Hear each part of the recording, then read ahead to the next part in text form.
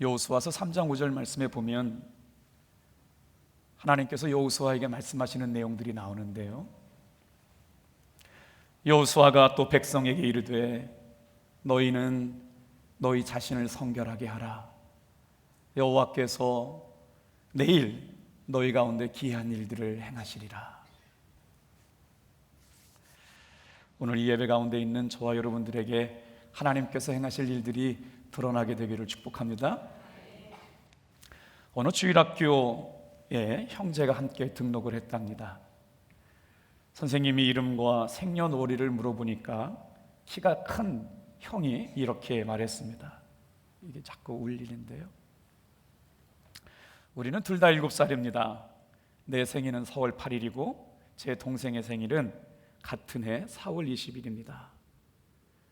그럴 수가 없는데, 아니에요, 사실이에요. 제 생일은 4월 20일이고요 제 생일은 4월 8일이고요 제 동생의 생일은 4월 20일이에요 이 말씀을 듣고 있던 선생님이 의아해서 그 아이에게 다시 물었습니다. 그럴 수는 없어. 그건 불가능한 일이야. 사실은 우리 두 형제 중에 한 사람은 양자거든요.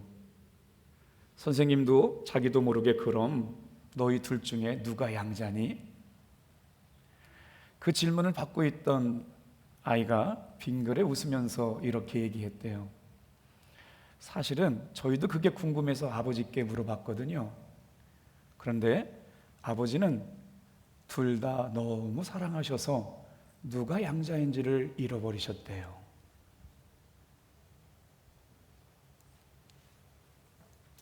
오늘 이 예배 가운데 있는 사랑하는 성도 여러분, 우리는 그 은혜를 받을 만한 사람들이 못 됩니다. 그런데 하나님께서 나를 너무나 사랑하셔서 어떤 아들이 양자고 어떤 아들이 친자인지 구분하지 않고 저와 여러분들을 은혜의 자리로 불러주신 줄로 믿습니다. 한번 생각해 봐요. 내가 어떻게 하나님의 사랑을 받을 수 있는 사람이 됐나? 하나님의 은혜와 사랑 가운데 살아갈 수 있는 사람이 됐나?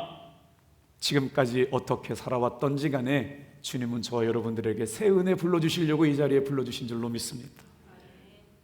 하나님께서 나를 일방적으로 사랑하셔서 하나님의 사랑을 힘입고 살아가는 사람으로 불러주셨다는 것, 이게 오늘 우리에게 주시는 하나님의 은혜가 될 줄로 믿습니다. 제가 이번 주에 선물을 하나 받았거든요. 선물을 받고 나서 이런 생각이 들었습니다. 이분이 왜 선물을 보내주셨을까? 이분이 어떤 마음으로 선물을 보내주셨을까? 생각하게 됐어요. 그래서 하나님은 오늘 저와 여러분들에게 뜻밖의 선물을 보내주실 줄로 믿습니다. 오른쪽에 계신 분이 누군지는 혹시 아세요? 잘 모르시는구나. 분당 만나교회를 담임하고 있는 김병산 목사님이신데 저에게 화분과 책을 하나 보내주셨거든요. 한번 그 화분도 좀 한번 보내주세요. 그리고 그다음 리본에다가 이렇게 한글로 묘를 쓰셨어요. 사랑하고 축복한다. 그런데 제가 거기다가 제 이름을 좀 넣었습니다. 김석기 목사님 사랑하고 축복합니다.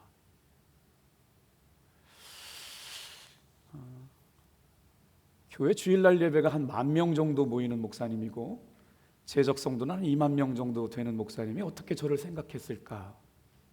그 생각을 하면서 누군가에게 이렇게 뜻밖의 선물을 받는다는 것이 이렇게 행복하고 즐거운 일인가를 생각하게 됐거든요. 오늘 여러분, 하나님은 저와 여러분들의 이 예배를 통해서 놀라운 은혜를 기대하고 계실 줄로 믿습니다. 부어주시려고 마음먹고 계시다라고 하는 거예요. 오늘 그 말씀을 생각하면서 내일 행하실 하나님의 놀라운 은혜와 기적이 지금 이 순간 시작될 줄로 믿습니다. 뭐라고요? 하나님은 나를 사랑하셨고요, 나를 창조하셨고요, 나를 통해서 크고 놀랍고 비밀한 계획을 이루어 가시려고 불러주신 줄로 믿습니다. 오늘 말씀은 이런 과정 안에서 시작되는데, 이스라엘 백성들은 지금 가나안 땅을 정복해야 되거든요. 그런데 그 가나안 땅을 정복하기 위해서 첫 번째 관문을 만났어요. 그 관문이 뭐냐면 바로 요단강이라는 거예요. 요단강 앞에서 하나님의 큰 부르심을 받았던 모세가 그 일을 감당해야 되는데 이게 웬일이죠? 모세가 그만 요단강 앞에서 죽어요. 아니, 하나님께서 부르셨다면 그거 책임지셔야 되는 거 아니에요. 그런데 그 중요한 가나안 땅 입성을 앞두고 요단강을 건너가야 되는데 요단강에서 모세가 죽습니다. 그래서 하나님께서 사람을 찾죠. 누구예요? 우리 여호수아서 1장 1절 말씀을 좀 한번 볼게요. 저렇게 써 있어요. 같이 한번 읽겠습니다. 시작. 여호와의 종 모세가 죽은 후에 여호와께서 모세의 수종자의 눈의 아들 여호수아에게 말씀하여 이르시되. 오늘 여러분 스스로 교회 나왔다 생각하면 별로 감동이 없을 거지만 하나님께서 지목했기 때문에 교회 나왔다 그러면 달라질 겁니다. 여러분이 스스로 교회 나왔다 그러면 별로 감동이 없겠지만 하나님께서 지목했다 그러면 태도가 달라질 겁니다. 오늘 여호수아는 모세의 수종자였어요. 그런데 이 말씀을 곱씹어 읽다 보니까 모세가 갑작스럽게 죽었을 때 여호수아는 두려웠을 것 같습니다. 모세는 부르심을 받을 때 위대한 역사가 있었거든요. 성경에 가장 위대한 인물이 누구냐고 묻는다면 누가 뭐라 그래도 모세였을 것 같아요. 그래서 여호수아는 철두철미하게 이인자의 모습을 갖고 있었어요. 모세를 수종드는 사람이었지 모세 대신에 이스라엘 백성을 이끌어가는 사람은 아니었을 거라는 거예요. 그런데 모세가 죽어요. 위기를 만난 거죠. 근데 그 말씀을 보니까 말이에요, 그 위기의 상황 가운데 뭐라고 말씀하시느냐?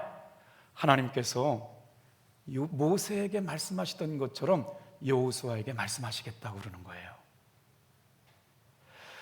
모세를 불러주셨던 것처럼 여호수아를 부르고 계시는 거예요.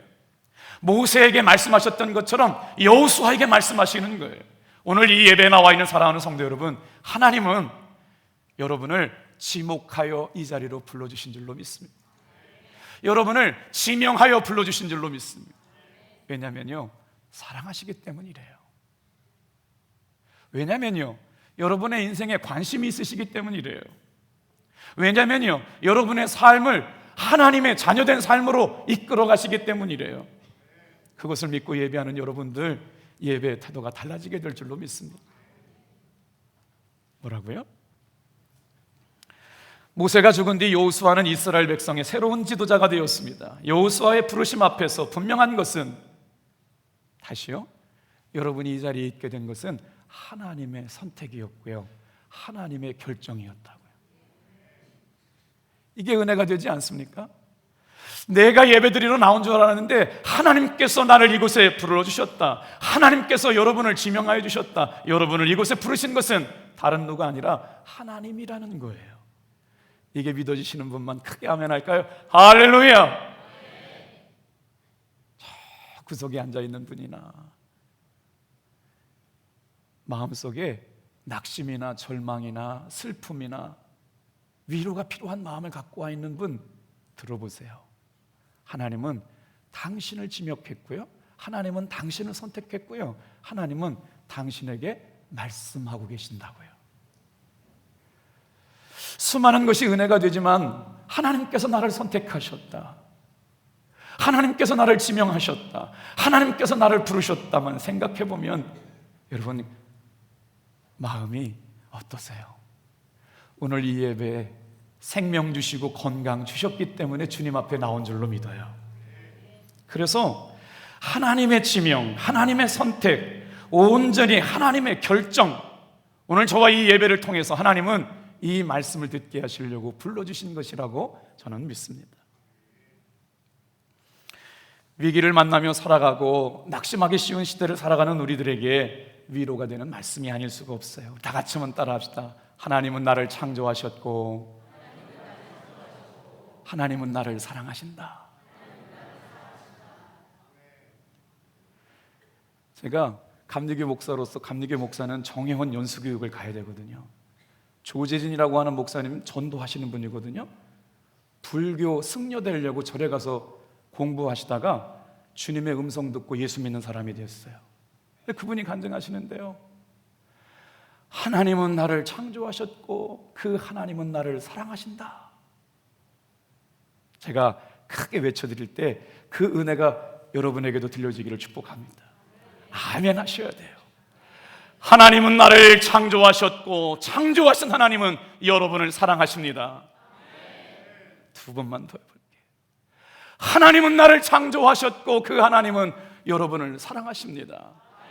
나의 이름 넣어볼게요. 하나님은 당신을 창조하셨고 그 하나님은 당신을 사랑하십니다. 그 말을 듣는 순간 눈물이 터져버렸어요. 다른 사람은 울지 않는데 저만 그렇게 눈물이 나더라고요. 왜냐하면 그 말씀이 제 마음에 큰 울림이 됐나 봐요. 하나님은 여러분을 창조하셨고 하나님은 여러분을 사랑하시기 때문에 이 자리에 불러주신 줄로 믿습니다.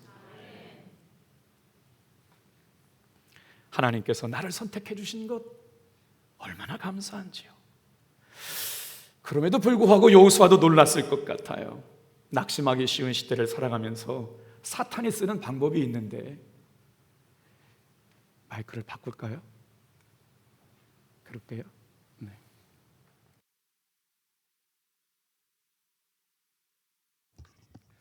사탄이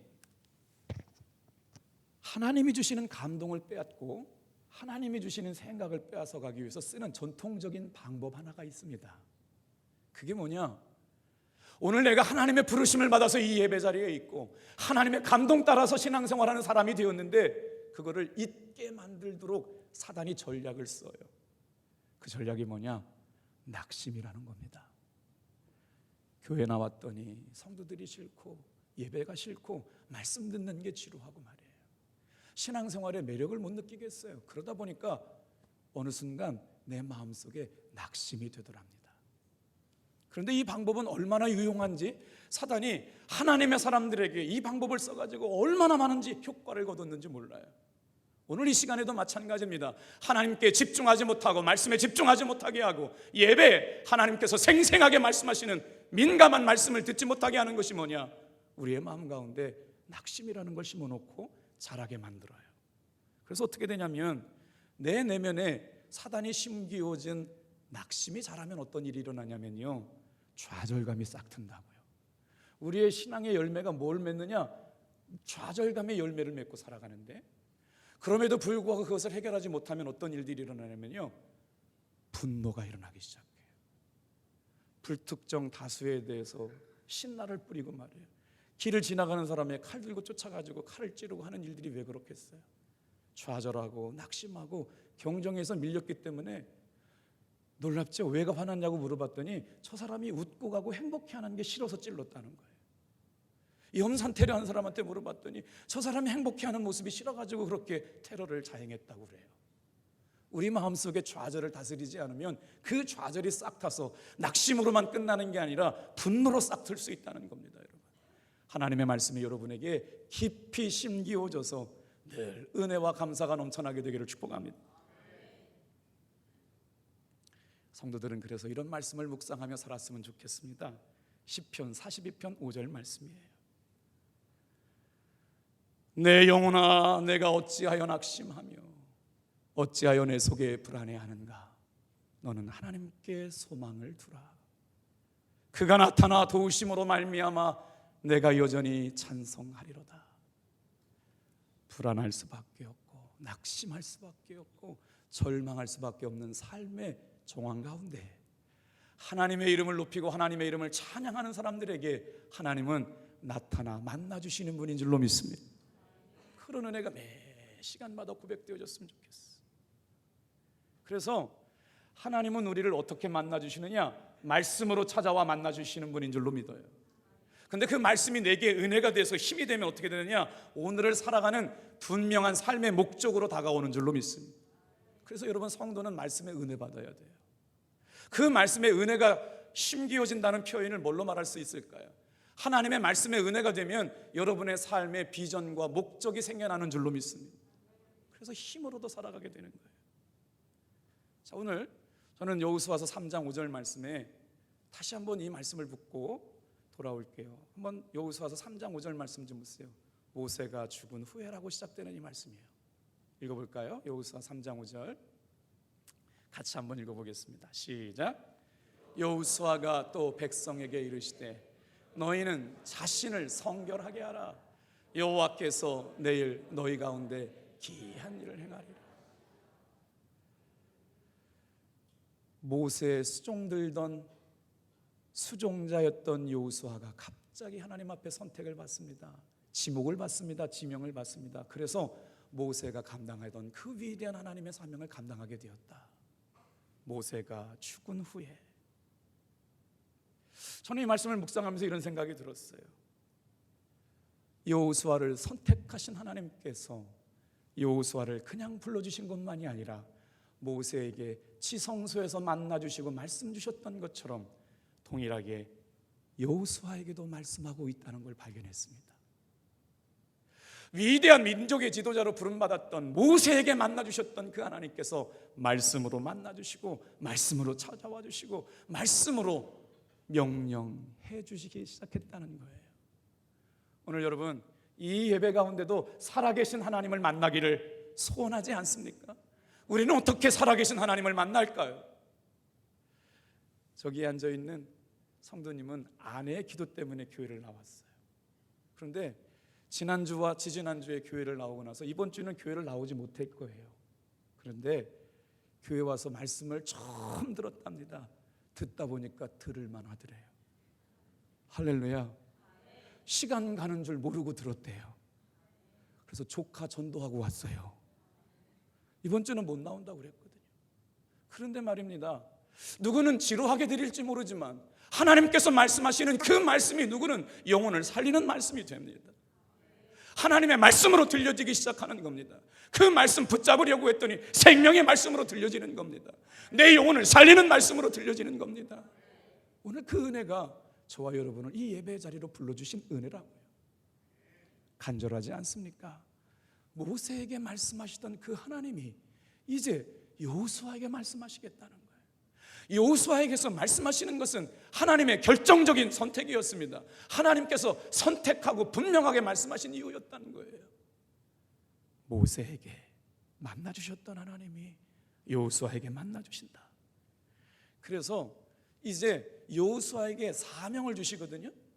출애굽기 1장 7절부터 9절 말씀을 읽어가면서 하나님은 모세가 죽고 여호수아를 통해서 어떤 일들, 어떤 사명을 주셨는지 말씀으로 돌아가 볼게요. 여호수아서 1장 7절 말씀입니다. 하나님의 말씀이 나에게 임하기를 사모하는 사람들 크게 한번 읽어볼게요. 시작. 오직 강하고 극히 담대하여 나의 종 모세가 내게 명령한 그 율법을 다 지켜 행하고 우러나 좌로나 치우치지 말라. 그리하면 어디로 가든지 형통하리라. 우리 어머니 아버지가 제 머리맡에 늘 기도해 주셨던 말씀이에요. 너는 어디로 가든지 좌로나 우로나 치우치지 말고 하나님 바라보면 너의 길을 형통하게 하시리라. 아멘. 오늘 하나님이 저와 여러분을 왜 불러주셨다고요? 이 말씀 주시려고 불러주셨다고요. 흔들리지 않고 좌로나 우로나 치우치지 말고 십자가 붙들고 살면, 주의 말씀 붙들고 살면 형통의 은혜가 임하게 하시겠다는 말씀입니다. 어디로 가든지 형통하리라. 8절도 말씀도 읽어볼까요? 주야로 그것을 묵상하면 지키면 네가 형통하리라. 9절 말씀 또 볼게요. 같이 읽어요. 시작. 내가 내게 명령한 것이 아니냐. 강하고 담대하라. 두려워하지 말며 놀라지 말고 내가 어디로 가든지 내 하나님 여호와가 너와 함께 하느니라 하시니라. 이 말씀을 묵상하고 저는 이렇게 이해했습니다.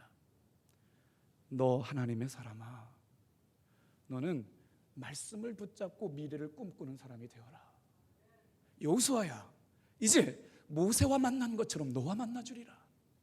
모세에게 말씀하시던 그 말씀대로 너와 말씀하리라. 할렐루야. 그 말씀이 여호수아에게 얼마나 간절한 말씀이었을까요? 그래서 여러분 다 같이 한번 따라해 보세요. 믿음은 마음의 문제입니다. 믿음은 선택의 문제가 아니라 결단의 문제입니다. 여러분은 지금 오늘 예배를 통해서 하나님을 만나겠다고 선택했고 결단한 줄로 믿습니다. 그 하나님께서 이제 말씀하시는 거예요. 뭐라고요? 놀랍지 않아요? 여호수아에게 이렇게 말해요. 여호수아야, 너는 일어나 이스라엘 민족을 이끌고 내가 지시할 땅으로 가라. 이게 여호수아가 들었던 하나님의 명령입니다. 오늘 사랑하는 성도 여러분, 하나님의 말씀이 나에게 임하면 다 같이 한번 따라해 보실래요? 삶의 목적이 분명해집니다. 오늘 그냥 왔다가 잠자다가 머리 숙이고 그렇게 돌아가는 예배가 아니란 말입니다. 하나님이 나에게 주시는 생명의 말씀이 내 마음에 심기어지면 그 말씀 붙들고 살면 삶의 목적이 분명해지고 하나님의 비전이 임하고 하나님의 생명이 임하고 꿈이 임하는 시간이 될 줄로 믿습니다. 그렇죠. 그래서 누군가 나에게 물어요. 사는 게 살아갈 만한 이유가 있냐고요. 힘들다, 어렵다, 고생스럽다, 이렇게 사느니 차라리 죽는 게 낫겠다고 얘기할 때, 아니요, 살아갈 이유가 있습니다. 하나님의 비전과 목적과 생명이 있기에, 나를 통해 이루실 놀라운 은혜가 있기에 나는 오늘 살아갈 이유가 있습니다 라고 말할 수 있는 여러분 되길 바랍니다. 그 은혜를 듣는 누구에게는 또 얼마나 은혜가 될까요? 여러분 기억하셔야 돼요. 하나님이 살아계시기 때문에 하나님의 말씀 듣고 순종하는 저와 여러분들은 분명히 살아갈 이유가 있는 줄로 믿습니다. 두 번째요, 다시 한번 3장 5절로 넘어가요. 그 목표와 비전이 생겼어요. 인생을 살아갈 목적이 생겼어요. 그럼 어떻게 하라고요? 다 같이 한번 따라합니다. 하나님이 이루실 일들을 기대함으로 선포해라. 뭐라고요? 하나님께서는 내일 너희 가운데 기이한 일을 행하시리라. 답동교회에 하나님의 말씀을 들으며 살아가는 성도 여러분에게 하나님께서 기이한 일을 행하시겠다는 거예요. 믿어지시는 분만 아멘. 기대가 있으시네요. 여기서 기이한 일은 NI 버전으로 보니까 뭐라고 써있냐면 Amazing thing이라고 되어 있어요. 사랑하는 성도 여러분, 옆에 앉아있는 분을 통해서 하나님이 놀라운 일을 행하시겠대요. 옆에 있는 분만 그러면 어떻게 해요? 나에게도 주시는 말씀 아닙니까? 이 말씀을 듣고 있는 여러분에게 하나님께서 놀랍고 비밀하고 기적 같은 일을 보여주시려고 저와 여러분을 불러주셨다는 거예요. 여러분 신앙은 이거를 바라보고 이걸 믿으면서 가는 것인 줄로 믿습니다. 그래서 여호수아에게 말씀하시는 거예요. 하나님이 우리 가운데 행하실 놀라운 일들을 믿음으로 선포하라고 하는 거예요. 그 말씀을 들었던 다른 선지자가 이사야 43장 18절 이렇게 말씀합니다. 너희는 이전 일을 기억하지 말며 옛적 일을 생각하지 말라. 이사야 선지자가 받은 말씀이거든요. 여기서 이전 일을 기억하지 말라라고 하는 히브리어 원어는 자칼입니다. 왜 이전 일을 기억하지 말라고 말씀하셨을까? 이 자칼의 원어적인 의미는 하나님의 말씀을 들은 사람들이 어떻게 해요? 따라합시다. 입으로 선포해라. 하나님이 주시는 감동이 사라지기 전에 그 감동의 주인공은 납니다. 하나님 그 말씀의 주인공을 나로 삼아 주시옵소서 부르라고 하는 거예요. 선언하라고 하는 거예요. 아멘. 그래서 하나님이 주시는 감동 따라 살고 비전 따라 사는 사람은 자칼해야 되는 거예요. 오늘 사랑하는 성도 여러분, 여호수아를 부르시고 주님이 말씀하십니다. 내일은 내가 너희를 위하여 새 일을 행하리라. 언제요? 절망밖에 없다고 생각하지만 내 삶을 돌아보니까 실패했던 과거밖에 없는 것처럼 생각되지만 오늘 내 삶에 주님 앞에서나 사람 앞에서나 고백할 만한 특별한 것들이 없는 것처럼 보이지만 하나님을 기대함으로 하나님이 행하실 일들을 바라보고 소망 갖고 주님은 그럼에도 불구하고 내 삶에 놀라운 일을 이루시는 분이라고 고백하는 여러분 되길 바랍니다. 이게 자칼이라는 거예요. 여호수아 선지자가 그 말씀을 듣고 나서 이스라엘 백성들에게 하나님의 말씀을 대언합니다. 뭐라고 했을까요? 여호수아서 1장 8절 좀 볼게요. 같이 읽겠습니다. 시작. 이 율법책을 내 입에서 떠나지 말게 하며 주야로 그것을 묵상하여 그 안에서 기록된 대로 다 지켜 행하라. 그리하면 내 길이 평탄하게 될 것이며 내가 형통하리로다. 이제 모세에게 말씀하셨던 것처럼 여호수아에게 말씀하신 하나님께서 뭐라고 말씀하세요? 너희는 말씀을 듣고 훈련하고 적용해라. 입으로 선포하고 주님이 행하실 일들을 말하는 사람이 되어라. 이렇게 여호수아를 통해 주님의 명령이 전달되고 있는 거예요. 여러분, 영적 싸움의 승리는 여러분의 입술로부터 시작될 줄로 믿습니다. 아멘. 우리가 신앙 생활하면서 영적 싸움에서 승리는 입술부터 시작된다는 걸 기억하시길 바랍니다. 우리의 마음과 입술에부터 시작되는 거예요. 그러면서 결론과도 같은 말을 합니다. 3장 5절 말씀이거든요. 지금 여호수아가 하나님으로부터 받는 말씀인데 그 기적을 이루기 전에 너희가 할 것이 있다고 말씀하고 있는 거예요. 뭐라고요? 볼까요? 이렇게 말하고 있어요. 다 같이 한번 따라해보세요. 너희는 자신을 성결하게 하여. 우리가 신앙생활하면서 놓치고 있는 게 뭐냐면 하나님의 기적만 바라보고 살았다는 거예요.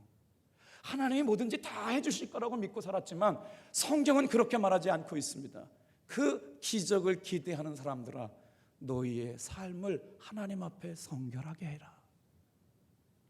이 성결이라고 하는 단어가 무슨 말이냐면요, 그 좀 띄워주실래요?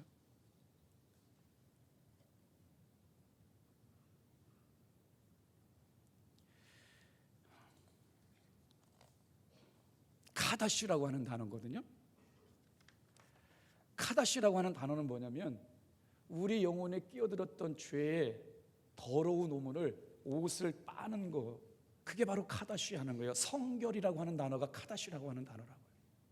그러니까 하나님이 행하시는 놀라운 기적의 주인공이 되려고 하는 사람들은 죄를 잘라내는 거예요. 내 영혼에 하나님의 것이 아닌 것들로 물들어 있는 것을 벗어가지고 옷을 빠는 걸 카다시라고 그래요. 하나님의 것이 아닌 불순물들을 빨아가지고 깨끗하게 만드는 것은 오직 예수님의 보혈밖에 없는 줄로 믿습니다. 그래서 예수님의 십자가 바라보며 살아가는 여러분 되기를 축복합니다. 보라, 내가 새 일을 행하리니 이제 나타날 것이다. 너희는 그것을 알지 못하겠느냐? 반드시 내가 광야에서 사막에서 길을 내리라. 하나님의 말씀으로 무장하지 않으면 무너질 수밖에 없다라고 하는 거예요. 지난 한 주간 동안 우리는 여름 성경학교를 위해서 부모님들에게 어린 아이들을 위해서 함께 기도해달라고 부탁을 드렸어요. 그랬더니 직장 생활하느라고 새벽기도 못 나왔던 아빠들이 새벽기도 나오시고, 아이들의 영혼을 같이 가슴에 품고 눈물로 기도하자고 그랬더니 우리 부모님들이 저렇게 와서 같이 은혜를 나눠주셨어요. 얼마나 행복하든지요. 하나님이 행하실 놀라운 기적의 주인공이 되려고 할 때 우리 안에서 여호와께 성결하는 것이 선행되어져야 될 줄로 믿습니다. 선행된다, 성결이라고 하는 게 뭐예요? 내 안에 있던 모든 육적 불순물들이 씻겨지고 예수님의 보혈의 피로 내 생각과 내 감정 안에 틈타 들어왔던 세속적인 것들이 다 씻어내지는 과정을 통해 카다시 하실 때 주님은 오늘 통해 놀랍고 비밀한 일들을 새롭게 이루어갈 줄로 믿습니다. 제가 한 주간 동안 우리 여름 성경학교를 위해서 묵상했던 말씀이 있거든요. 그 말씀이 입에서 떠나지가 않아요. 그 말씀이 창세기 49장 22절 말씀이에요.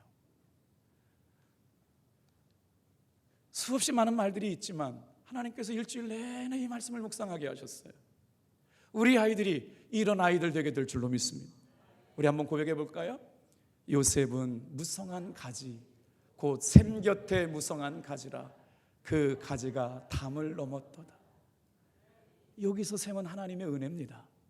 생수의 강이 넘치는 예배의 자리, 은혜의 자리, 말씀의 자리에 우리 아이들이 심겨질 때 이 아이는 샘 곁에 심겨져서 풍성한 열매를 맺고 그 힘으로 담장을 뛰어넘어 세상과 열방을 향하여 하나님이 사용하시는 귀한 믿음의 자녀들이 될 줄로 믿습니다.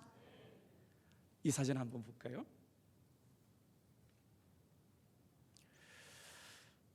코이라고 하는 물고기거든요. 지금 저 코이라는 물고기는 어항 속에 있습니다. 아마 교육학을 전공했거나 교육 관련 종사자들은 아마 다 저 물고기가 코이라는 물고기인 걸 알 거예요.